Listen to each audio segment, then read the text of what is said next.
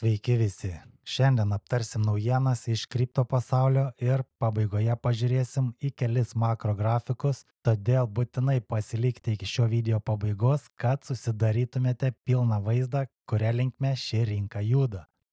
Pradėkim nuo Bitcoino, nes kriptovaliutų karalius šiuo metu tikrai traukia visą dėmesį.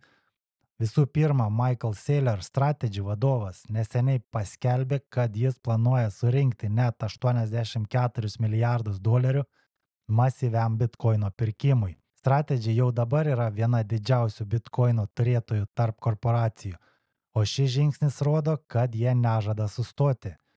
Charles Schwab, valdantis 7 trilijonus dolerių, paskelbė, kad jie turi aišku kelią bitkoino ir kitų kriptovaliutų pirkimo paslaugoms, kurias jie žada pradėti siūlyti klientams per ateinančius 12 mėnesių. Tai didžiulis žingsnis, nes Schwab yra viena didžiausių finansų institucijų pasaulyje ir jų įsitraukimas į kripto rinką pritrauks dar daugiau investuotojų. Tuo tarpu Morgan Stanley, valdantis $1,5 trilijonų dolerių, taip pat žengia į priekį, jie jau siūlo Bitcoin ir kripto prekybą savo e-trade platformos klientams. Europoje antrasis pagal dydį Neobank BankQ, bendradarbiaudamas su Kraken nuo balandžio 29 dienos, pradėjo teikti kripto prekybos paslaugas 6 šalise.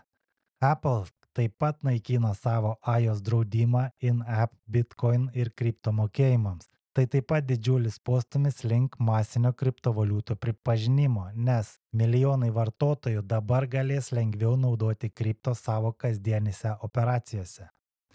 Toliau Jungtinė karalystė ir Jungtinės Amerikos valstijos neseniai paskelbė apie partnerystę skirtą skatinti atsakingą kriptovaliutų priėmimą.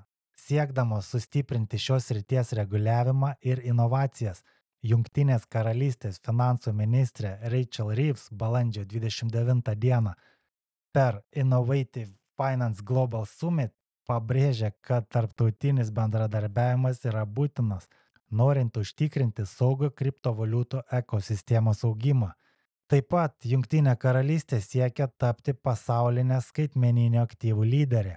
Ši iniciatyva apima Jungtinės karalystės parengtą kriptovaliutų reguliavimo projektą, kuris labiau dera su Amerikos požiūriu nei su ES taisyklėmis, tokiomis kaip MiCA. Dabar pakalbėkim apie tokenizacijos ir stablecoinų tendencijas, kurios keičia finansų pasaulį iš pagrindų. Visa ir Stripe neseniai paskelbė apie partnerystę. Visa balandžio 30 dieną su Stripe įmonė Bridge pristatė stablecoinų mokėjimo korteles Lotynų Amerikoje – Argentinoje, Kolumbijoje, Ekvadore, Meksikoje, Peru ir Čilėje. Šios kortelės leidžia vartotojams naudoti stablecoinus tokius kaip USDC, ne tik Lotynų Amerikoje, bet ir visame pasaulyje, kuriame yra apie 150 milijonų Visa priimančių prekybininkų. Visa planuoja plėtrą į Europą, Afriką ir Aziją.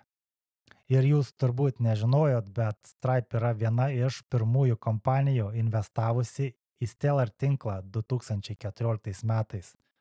Ir už tai gavo, jei neklystu, 2 milijardus XLM žetonų, kas sudarytų 2 procentus, dabar gal jau ir 4 procentus visos pasiūlos, nes Stellar tinklas sudegino pusę savo žetonų, tai dabar liko 50 milijardų. O apie USDC ir MoneyGram ryšius turbūt visi jau žinot, todėl matom, kad realiu laiku viskas dėliojasi ir panašu, kad Stellar tinklas bus pagrindas mokėjimuose ir tokenizacijoje. Ir jau dabar Stellar yra antra pagal dydį Layer 1 platforma, pagal realių aktyvų, tai yra RWA vertę po Ethereum, turėdama apie 470 milijonų dolerių vertės tokenizuotų iždo vertybinių popierių, prekių ir pelną nešančių stablecoin savo tinkle. Tęsiant temą apie Visa, Visa paskelbė, kad 50 procentų globalių e-komercijos pardavimų jau yra tokenizuota. Tai yra jautrus kortelių duomenys pakeičiami saugiai žetonais. Ši technologija taip pat skatina milijardus tap to pay mokėjimų visame pasaulyje, sumažindama sukčiavimą iki 30% ir padidindama prekybininkų patvirtinimo rodiklius 3,6%. Toliau BlackRock ir BNY Mellon šių metų balandžio 29 dieną paskelbė apie partnerystę, skirtą tokenizuoti $150 milijardų vertės BlackRock Treasury Trust Fund, kaip nurodyta SEC pateiktame dokumente. Pagal šį planą BNY Mellon kaip vienintelis platintojas naudos blockchain technologiją, kad sukurtų DLT akcijas, kurios atspindės fondo akcijų nuosavybės įrašus, nors pats fondas tiesiogiai neinvestuos į kriptovaliutas. Beje, mes žinom, kad Ripple yra BNY Mellon partneris ir padeda jiems saugoti skaitmeninius turtus. O dabar keletas niūrių naujienų, nes ne viskas taip sklandu, kaip galėtų atrodyti. Reguliavimas kelia nemažai iššūkių.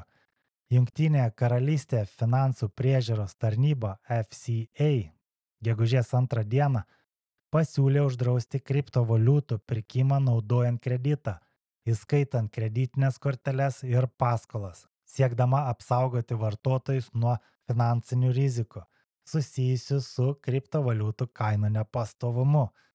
Europoje situacija dar griežtesnė. ES iki 2027 metų planuoja uždrausti anoniminės kripto sąskaitas ir privatumo monetas, siekdama didesnio skaidrumo.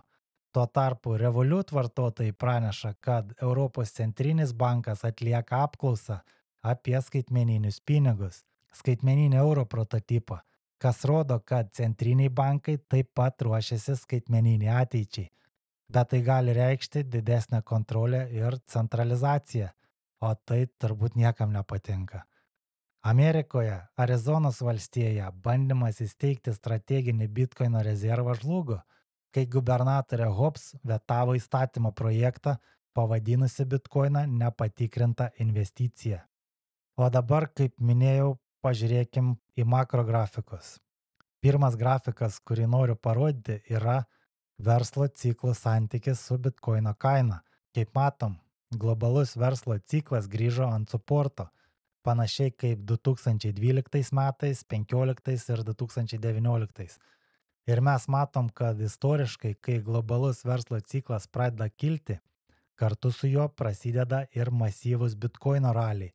Pavyzdžiui, 2019 metais Bitcoinas šoktelėjo nuo 10 iki $1000, 2015 nuo 200 iki $20,000, o 2019 nuo 3,5 tūkstančio iki $69,000. Šių metų balandį Bitcoinas būdamas $75,000 dabar jau pakilo iki $95,000.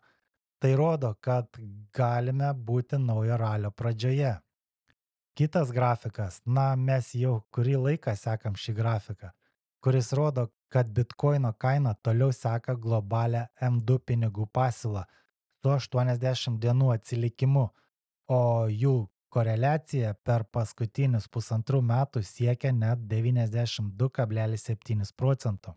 Balandį, kai Bitcoinas buvo apie $75,000, M2 augimas signalizavo pakilimą. Taip ir įvyko, o dabar grafikas prognozuoja galimus $122 ar $180,000 lygius. Taip pat biržų indėlių adresai pasiekė 2017 metų žemumas.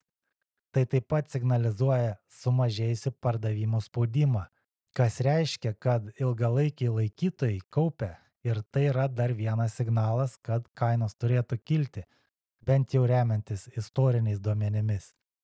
Ir dar vienas grafikas iš akcijų rinkų. Dabartinė akcijų korekcija 97% sutampa su 1998 metų įvykiais, kai buvo Rusijos skolų krizė ir LTCM draudimo fondo žlugimas.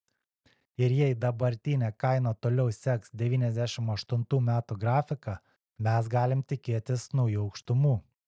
Be to mes matėme šią savaitę JAV ekonomikos duomenis, kurie parodė neigiamą augimą šių metų pirmąjį ketvirtį. BVP susitraukė 0,3%, Todėl mes galime tikėtis, kad kitą savaitę Federalinis rezervas pradės mažinti palūkanų normas ir tai būtų dar viena teigiama naujiena kripto rinkai. Taigi, matom naujienų teikiamą optimizmą, institucinį prieimimą, tokenizacijos revoliuciją, stablecoin augimą, o grafikai rodo, kad rinka techniškai pasiruošusi naujam kilimui. Ačiū, kad žiūrėjote. Nepamirškite prenumeruoti kanalo, spauskite nykštį, dalinkitės video su draugais ir iki pasimatymo kitą kartą.